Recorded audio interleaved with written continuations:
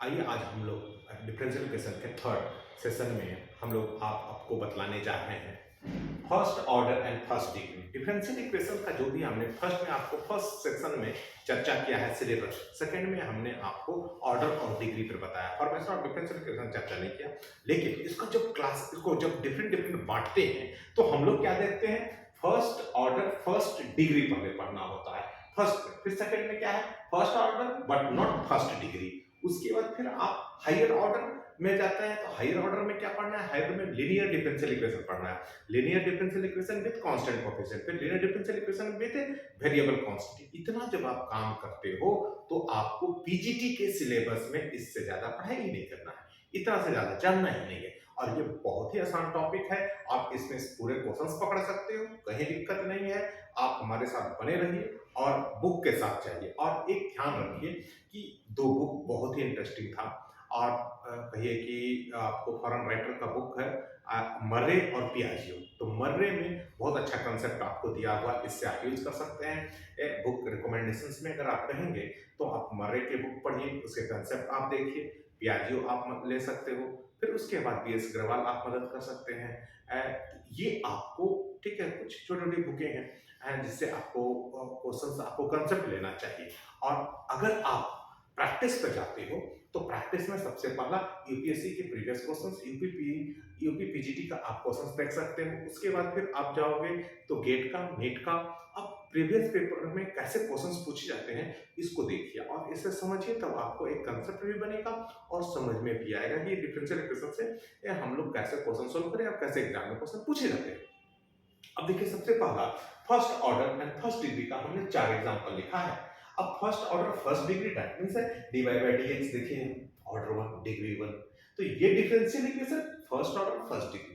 अब यहाँ हमने जो लिख रखा है तो इस चैप्टर में पढ़ने के लिए हम लोग इसको 4 सेक्शन में बांटते हैं, सेपरेबल वेरिएबल, होमोजेनियस फॉर्म, उसके बाद एग्जैक्ट और लीनियर डिफरेंशियल इक्वेशन, 4 फॉर्म बोलते हैं। फिर से हम रिपीट कर रहे हैं, सेपरेबल वेरिएबल, सेकंड कौन सा हुआ होमोजेनियस, थर्ड आपका एग्जैक्ट फॉर्म, और फोर्थ आपका लीनियर डिफरेंशियल इक्वेशन। ये 4 आपका अलग अलग फॉर्म होता है। तो एग्जैक्ट डिफरेंशियल इक्वेशन आप सबको देख चुके। अब यहाँ देखिए सेपरेबल वेरिएबल में क्या करना है कि सर जो आपका dx लिखा हुआ है इधर x का फंक्शन होना चाहिए और राइट साइड में आप y लिखते हो तो सिर्फ y का फंक्शन होना चाहिए। एक तरफ x का फंक्शन, दूसरी तरफ y का फंक्शन, और उसको इंटीग्रेट कर दीजिए तो आपका सॉल्व हो गया। तो ये कहलाएगा सेपरेबल वेरिएबल। अब एक ऐसा इक्वेशन जिसमें देखिए आपका न्यूमरेटर पार्ट में कितने डिग्री है 2 डिग्री, और डिनोमिनेटर में भी 2 डिग्री, मतलब ये आपको लिख पाएंगे आप आराम से y बाय x के रूप में। तो ये होमोजेनियस है, तो होमोजेनियस फॉर्म है। तो जब भी ऐसा क्वेश्चन मिलता है तो v is equal to y by x ये पुट कीजिए, सोल्व कर दीजिए, ये आसानी से आपको क्वेश्चन से सोल्व हो जाएगा और वेरिएबल सेपरेबल में कन्वर्ट हो जाएगा। तो ये आपका होमोजेनियस फॉर्म है। ये थर्ड आप देख रहे हो एग्जैक्ट डिफरेंशियल इक्वेशन। अब ये जो डिफरेंशियल इक्वेशन हमने लिख दिया ये क्या है, dx by dy।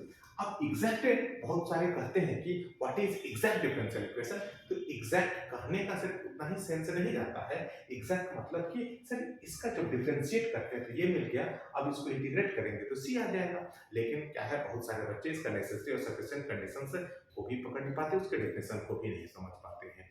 तो आप जब देखते हैं बुक से तो उसका डेफिनेशन देखिए, उसको समझिए और तब आप उसको सही से सोल्व कर सकते हैं। और एग्जाम में पूछे गए बारीक से बारीक आपका कंसेप्ट को भी आप आसानी से आप पकड़ लेंगे और फिर आप सही आंसर की ओर जाएंगे। देखिए अब जो फोर्थ लिखा है ये लीनियर डिफरेंशियल इक्वेशन, यहाँ देखिए dy by dx, ये y तो यहाँ भी y होना चाहिए। अब ये जो टर्म है ये आपका x रहता है, अगर t है तो t रहेगा, और इधर हमारे राइट साइड का भी फंक्शन x होगा। तो ये अभी हमने 4 आपको नाम देख लिए। अब 4 नाम देखे तो चारों हम लोग को 1 बाय 1 पढ़ना है, सेपरेबल वेरिएबल, होमोजेनियस फॉर्म, फिर एग्जैक्ट डिफरेंशियल इक्वेशन और फिर लीनियर डिफरेंशियल इक्वेशन। यही 4 आपका फॉर्म होता है। किससे पढ़ना है, first order and first degree में। फर्स्ट ऑर्डर और फर्स्ट डिग्री में हम लोगों को इसी को पढ़ना है, इसी को समझना है। अब एक एक करके हमने पहले एग्जांपल लिख रखा, अब आइए हम लोग स्टार्ट करने जा रहे हैं वेरिएबल सेपरेट। देखिए इस क्वेश्चन में हम लोग क्या किए हुए हैं, पहला जो आपको लिखा है dx अपॉन x, इसमें x पार्ट एक ही तरफ है और दूसरी तरफ क्या है y पार्ट, और इंटीग्रेट कर दिए। अब इंटीग्रेट किए तो dx अपॉन x और tan को क्या लिखेंगे sin अपॉन cos। अब हम क्या जानते हैं कि अगर f ऑफ x नीचे लिखा हुआ है और इसका डिफरेंशिएशन ऊपर अगर रहता है तो हम लोग क्या यूज कर लेते हैं, log f of x use करते हैं। तो यहाँ cos है तो हम लोग tan का तो डायरेक्ट भी लिख सकते थे, अगर किन्हीं को याद नहीं है तो ये बेसिक फंडामेंटल है, इससे आपने लिख लिया। अब क्या हुआ, log को एक तरफ ले आए तो ये प्लस में, जब प्लस में रहता है तो यहाँ मल्टीप्लिकेशन में चला गया। अब ये मल्टीप्लाई और राइट साइड log c। अब log दोनों में है, किस पर ऑपरेट हो रहा है, x cos y और c पर, तो अंदर के वैल्यू बराबर होंगे, x cos y equal to c। अब देखिएगा पर्टिकुलर यही क्वेश्चन से पूछा हुआ एग्जाम में ऑप्शन के साथ, तो कैसे नेट में चेंज करके आता है ये भी हम आपको बाद में चर्चा करेंगे। अभी एक दो क्वेश्चन हम पहले आपको इस तरह से एग्जांपल दे करके समझाते हैं, बताते हैं, फिर क्वेश्चंस पर आते हैं। देखिए सेकंड क्वेश्चन में dy by dx x cube y square है। अब इसमें x वाले को एक तरफ और y वाले को एक तरफ। अब यहाँ देखिए ये क्या है, x क्यूब और ये y स्क्वायर है, बीच में मल्टीप्लाई, तो y स्क्वायर को डिवाइड में लिख दिया और x स्क्वायर है तो dx को हमने राइट साइड ले गया। अब यहाँ ऑन इंटीग्रेटिंग, इंटीग्रेट करने पर, अब जो इंटीग्रेट करते हैं तो क्या किया, y का पावर -2 प्लस 1, तो नीचे क्या हो जाएगा -1। अब यहाँ गया तो कितना है, x का power 3 plus 1 upon 4 plus c। अब ये आपको देखने को मिल गया। अब यहाँ से जब आप देखते हो तो फिर आप जब इसी को आप इंटरप्रेट करोगे तो -1 upon y equal to x का पावर 4/4 प्लस c। अब इतना बात आ गया। अब आप यहाँ देखो, आप इसी को सोल्व करके लिखना चाहते हैं तो क्या हो जाएगा, 1/y और x का पावर 4 प्लस 4c अपॉन 4 और यहाँ माइनस। अब y इक्वल टू क्या हो गया, -4 अपॉन x का पावर 4, 4c को हम k लिख दिए। अब ये हम लोगों का सॉल्यूशन आ गया। तो ये आपका सॉल्यूशन, ये सेपरेबल वेरिएबल फॉर्म में है। अब ये दूसरा आपने एग्जांपल देखा, तो इस तरह से आप प्रैक्टिस करने जाओ, आपसे क्वेश्चंस बनेंगे। अब आपको हम डिफरेंट एग्जाम में कैसे क्वेश्चंस पूछा हुआ है इसको लेकर के हम सोल्व करके ऑप्शंस के साथ लेकर के बताते हैं। आइए थर्ड क्वेश्चन देखते हैं। अब देखिए एक क्वेश्चन जो लिखा हुआ है, अगर ये डिफरेंशियल इक्वेशंस को हम आपको ऑप्ट करें और इसको एग्जैक्ट की तरह देखेंगे, तो एग्जैक्ट की तरह अगर हम इसको सोचते हैं तो इसमें क्या करना पड़ेगा, xy d of xy equal to 0। अब ये क्या हो गया, xy इक्वल टू c। अब ये देख रहे हैं तो पहला हम टिक करें, लेकिन यही क्वेश्चन जो आपको लिखा हुआ है, अगर इसी क्वेश्चन को आप ये सोचना स्टार्ट कर दो कि सर ये जो है आपका dxy नहीं, वेरिएबल से वेरिएबल की तरह हम सोचे तो आपका क्या हो जाएगा, -x dy होगा। अब यहाँ dx अपॉन x आएगा। अब इसके बाद आप देखोगे तो -dy अपॉन y हो गया। अब यहाँ से आप इंटीग्रेट कर दो, आप इंटीग्रेट करोगे तो क्या हो जाएगा, log x plus log y equal to log c। अब log c हमने लिख दिया, तब क्या हुआ xy। अब यहाँ देखिए तो यहाँ आप लिखेंगे बराबर log c, इसका मतलब क्या हुआ, xy इक्वल टू c। तो आपके पास बहुत तरीका है, अभी आपने दो तरीके से आप देख लिया कि कैसे यूज करते हैं। तो या तो आप मतलब ऐसा नहीं है कि सेपरेबल वेरिएबल से ही सोचिए, आप एग्जैक्ट फॉर्म से भी सोच सकते हो, लेकिन अभी हम पर्टिकुलर क्या पढ़ रहे हैं, सेपरेबल वेरिएबल। तो ये एग्जाम में पूछा हुआ क्वेश्चन है और ये यूपीएससी का क्वेश्चन हमने आपको लिया है तो 2009 में पूछा हुआ था। अब ये बहुत ही आसान क्वेश्चन और एकदम सिंपल वे में, तो इसका लेवल पहचानिए कितना आसान पूछा जाता है और किस तरह से इसमें कहीं गड़बड़ भी आप नहीं कर सकते हैं। अब देखिए फिर एक अगले क्वेश्चन के साथ। देखिए फर्स्ट क्वेश्चन में जनरल सॉल्यूशन हम लोग को निकालना है dy by dx।